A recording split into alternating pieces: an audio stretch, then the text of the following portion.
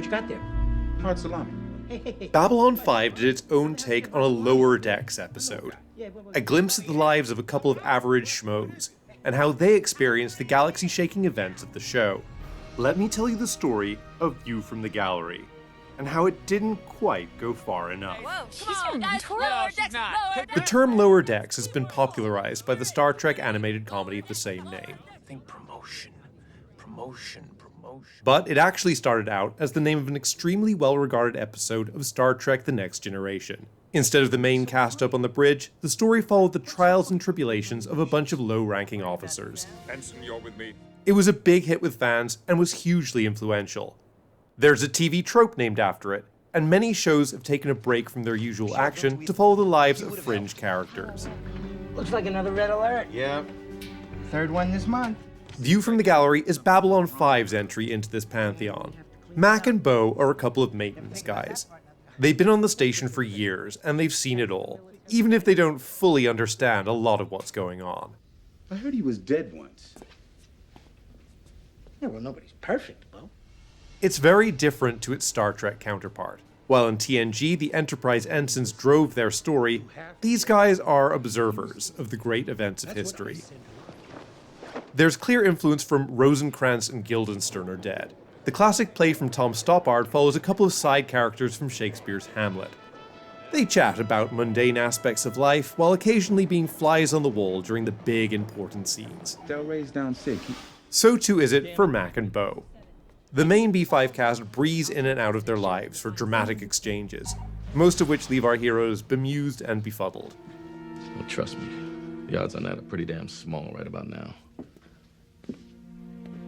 According to series creator J. Michael Straczynski, this episode really divided fans. Interestingly, he found UK fans generally loved it and American fans hated it. A different sense of humor, perhaps. Some of the more vocal haters didn't like it because it exists a bit separately from the rest of the series. Nothing happens here to push along the big story arcs. But I don't really buy that as the episode's weak point. Day of the Dead, the episode written by legendary fantasy author Neil Gaiman, aired the same season and is almost universally adored. And it too exists a bit separately from business as usual. For me, the weakness of View from the Gallery is that it failed to commit. That's the joke. Whenever you eat something strange and someone asks what's it taste like, you're supposed to say chicken. It's funny that way. In my view, there are two directions they could have gone with a story like this. One is you totally lean into the comedy. These guys see so many crazy things happen on a weekly basis that an attack on the station is just another Tuesday. Wonder what this one's about. Don't know. Guess we'll find out in a little bit. The episode does do this at times. The Centauri love it? Oh, they'll go nuts for it. Man, no wonder their hair stands straight up. The rumors, Bo. This place is full of them. Like when Ivanova left, everywhere I turned, somebody had an opinion on that one. What the hell are these things for? What do you mean? I mean, what do they do? Well, what do you mean, what do they do? Run them along the floor like this.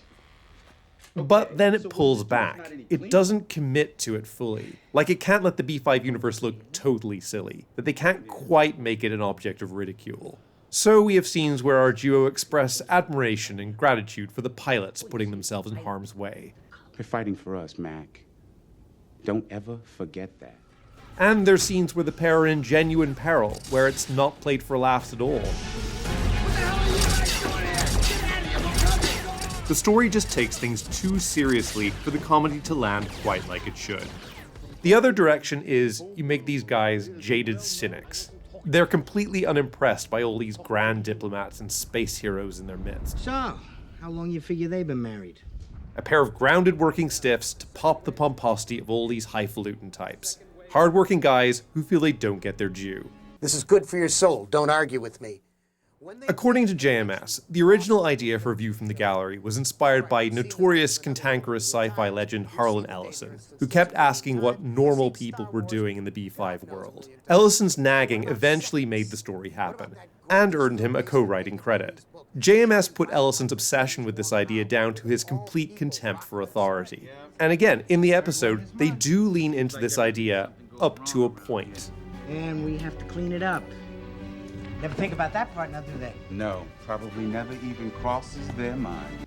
Most of them act like we don't exist. Yeah, hotshots. They never give us a break around here. Amen. But then it pulls back again. Despite some moments of wry sarcasm, the two guys spend far more of the time fawning like fanboys over their encounters with the main cast. That's why I like Sheridan. Always have.